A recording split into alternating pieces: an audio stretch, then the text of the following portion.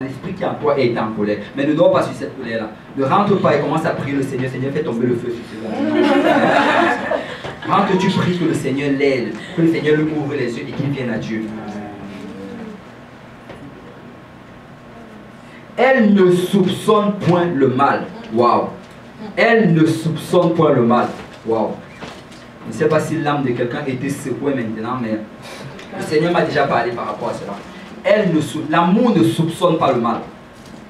Tu ne dois pas soupçonner que ton frère ou ta soeur veut te faire du mal.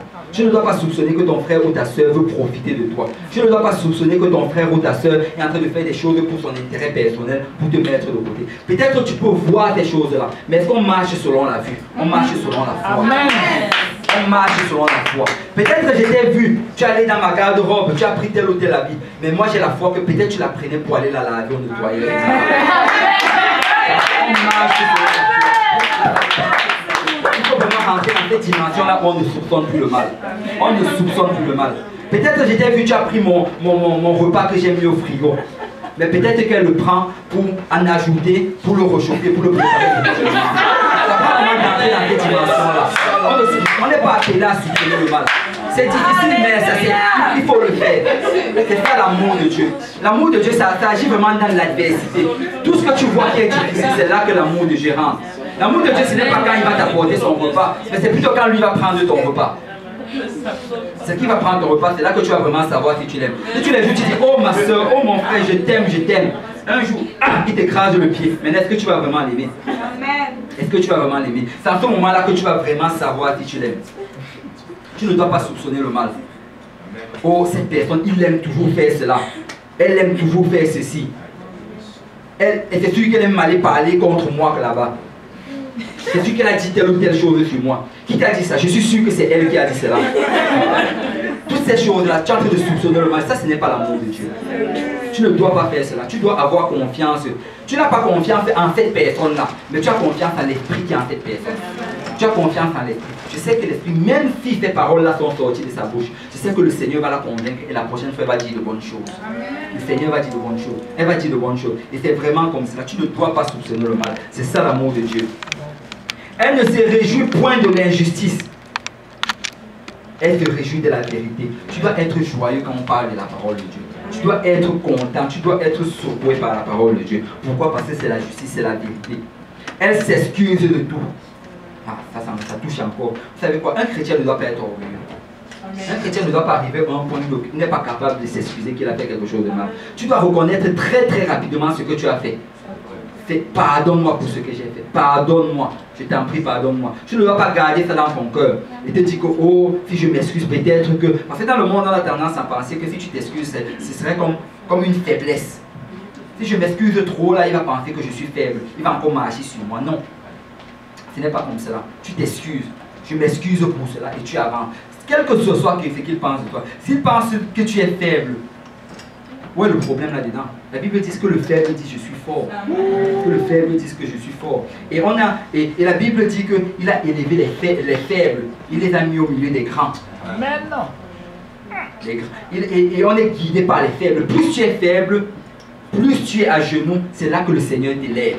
Tu dois être faible. Parce que Jésus-Christ, qui possédait toute la puissance et toute l'autorité de cette terre, il était devant Ponce Pilate. Il s'est laissé gifler par ces gens-là. Il s'est laissé cracher dessus. Il s'est laissé frapper. Alors qu'il possédait toute cette puissance-là. Il était comme l'homme le plus faible sur cette terre en ce moment-là. Mais c'était l'homme le plus fort. C'était l'homme le plus fort. Donc tu dois t'excuser de tout ce que tu fais. Tu dois t'excuser rapidement. Pourquoi? Parce que quand tu ne t'excuses pas, ça crée des choses. Ça s'accumule, et un jour ça va exploser. On n'a pas besoin de ça dans la maison du Seigneur. Amen. Pardonne-moi. Et quand tu t'excuses, ne te pardonne pas juste en parole. Demande pardon même en acte aussi. Apporte quelque chose. Si tu as volé la chose de quelqu'un, rapporte cela en t'excusant. Ne dis pas pardonne-moi pour cette chose, mais tu gardes ça chez toi. Non. Si tu l'as déchiré, va même en acheter un nouveau, tu redonnes à la personne. Amen. Et je crois que le pasteur en a parlé. Il a parlé de la différence entre le pardon et la réconciliation. C'est facile de pardonner à quelqu'un, mais pour réconcilier, ça prend une autre étape. Et l'étape vraiment de la réconciliation, c'est l'acte que la personne là va faire. C'est l'acte que la personne va faire. Je te pardonne, mais pour la réconciliation, si Tu as toujours ma robe chez moi, tu as toujours mon pantalon chez moi, rapporte-le-moi, on se réconcilie. Amen. Amen. Elle croit tout. Elle espère tout. Elle supporte tout. Elle supporte tout. Supporter, c'est parce qu'il y a une charge. C'est lourd, c'est pour ça que ça prend de supporter. Et c'est ça l'amour de Dieu. Parce qu'il y a une charge, tu supportes. Et la Bible dit au verset 8, la charité ne périt jamais. Les prophéties prendront fin, les langues cesseront, la connaissance disparaîtra. Car nous connaissons en partie, nous prophétisons en partie. Amen. Amen. Et on dit que la charité ne périt jamais. Ce n'est pas que je t'aime aujourd'hui et demain je ne t'aime plus, non. La charité, c'est pour la vie. C'est pour la vie. Parce que Dieu a tant aimé le monde qu'il a donné son Fils unique. Il a donné son Fils unique par amour, par agapé pour nous. Il a fait ce sacrifice pour nous. Et notre amour, en fait, envers nos frères, envers nos prochains, c'est le sacrifice qu'on fait. C'est difficile, mais je t'aime. C'est pour ça que le Seigneur nous dit, aimez vos ennemis. Naturellement, c'est impossible d'aimer ton ennemi. Comment je peux aimer quelqu'un qui est en train de raconter des mensonges sur moi? Comment je peux aimer quelqu'un qui est en train de me voler? Comment je peux aimer quelqu'un qui est en train même de me frapper? Comment je peux aimer quelqu'un qui est en train de me tuer psychologiquement? Impossible. Comment je peux aimer quelqu'un qui m'a violé? Comment je peux aimer quelqu'un qui m'a trahi? Comment je peux aimer quelqu'un qui m'a insulté? C'est impossible. C'est impossible selon la chair. Mais ça prend l'amour de Dieu. Ça prend l'amour de Jésus-Christ qui était sur cette terre, qui nous a aimés alors qu'on était encore pécheurs. Ça prend cet amour-là. Et cet amour-là, ça représente tout ce qu'on a dit ici. Ça prend la patience. Ça prend la bonté. Tu dois être bon. C'est difficile, mais je suis patient. C'est difficile, mais je suis bon envers toi. C'est difficile, mais je ne me vante pas. Je ne suis pas envieux. Je ne suis pas malhonnête envers toi. Je ne cherche pas mon propre intérêt. Je ne mérite pas et je ne soupçonne pas que tu veux me faire du mal. C'est vraiment ça l'amour de Dieu. L'amour de Dieu, c'est là que ça se manifeste. C'est quand c'est difficile que ça se manifeste. Dis à ton voisin, je t'aime.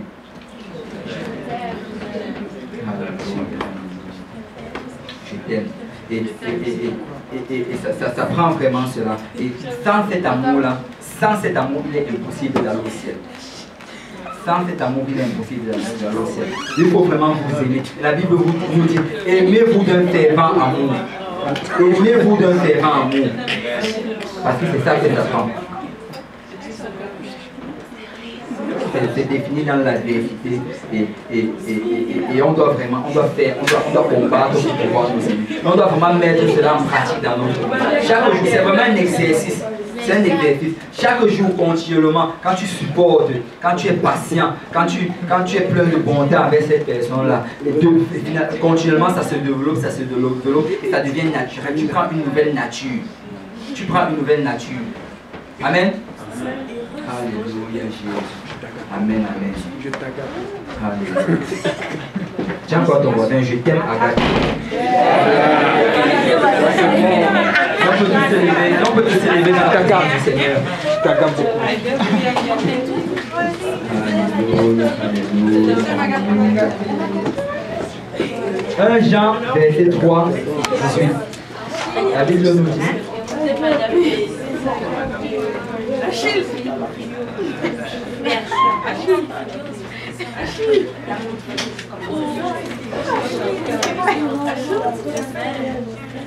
Petits enfants, n'aimons pas en parole et avec la langue, mais en action et avec vérité.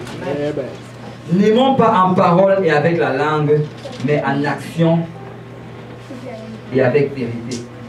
Ça prend d'aimer comme le Seigneur nous demande d'aimer. Ça prend d'aimer en faisant chacune de ses actions. Ça prend d'aimer en ne calomniant pas, en ne soupçonnant pas, en aimant vraiment d'un amour. Cet amour-là que Dieu a mis en nous. Amen.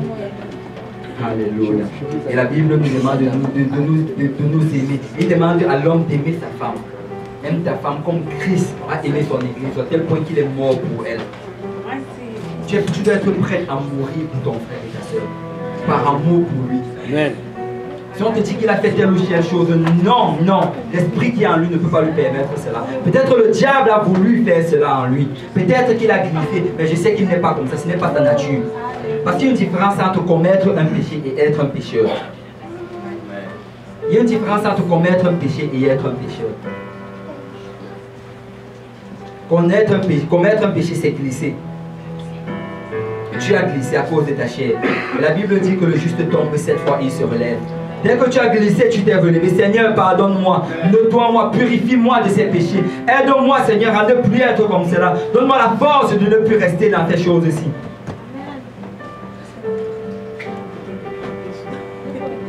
Mais être un pécheur, c'est tout autre chose. Être un pécheur, c'est vivre dans le péché. Chaque jour, tu mens. Chaque jour, tu triches. Chaque jour, tu vis dans le mensonge et dans la calomnie. Tu vis même avec quelqu'un chez toi et tu dis que tu es un chrétien. Tu vis dans la fornication, tu dis que ça ne marche pas comme ça. Ça prend vraiment de sortir de ces choses-là. Tu ne peux, si tu restes dans ces choses-là, tu es un pécheur. Il faut que tu sortes de cela. C'est sûr que tu vas glisser de temps en temps, mais tu vas te relever. Amen. Tu vas te relever. Alléluia, alléluia. On va finir avec Romains chapitre 8.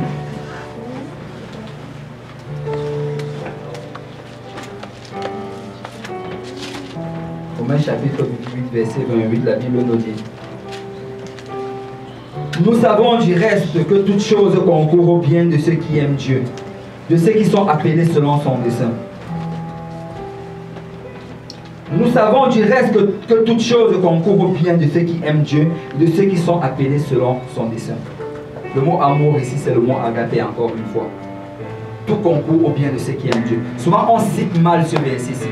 On dit souvent, oh, tout concourt au bien de ceux qui aiment Dieu. Oh, je vais continuer à faire cela. Dans tous les cas, tout concourt au bien de ceux qui aiment Dieu. Mais l'amour de Dieu, c'est obéir à ses commandements. Tout va concourir à ton bien si tu obéis aux commandements de Dieu. Si Dieu te demande d'arrêter de faire telle chose, tu arrêtes de faire ces choses-là. Si Dieu te demande de commencer à faire certaines choses, tu commences à faire ces choses-là. Si Dieu te demande d'aimer ton prochain, d'aimer ton voisin, d'aimer ton frère, tu commences à l'aimer selon la définition de Dieu. C'est comme cela que toute chose va concourir à ton bien. C'est comme cela que toute chose va concourir à ton bien. Ce n'est pas juste un amour mental, mais c'est un amour en action. Tu obéir à la parole de Dieu. Et c'est là que les choses vont concourir à ton bien. Amen. Alléluia, Jésus, alléluia. Alors j'aimerais qu'un garçon avec un garçon qui prenne la main de son voisin, une fille avec une fille, qui lui dise je t'aime. Et si on peut s'avancer tous en avant, les garçons à droite et les filles à droite.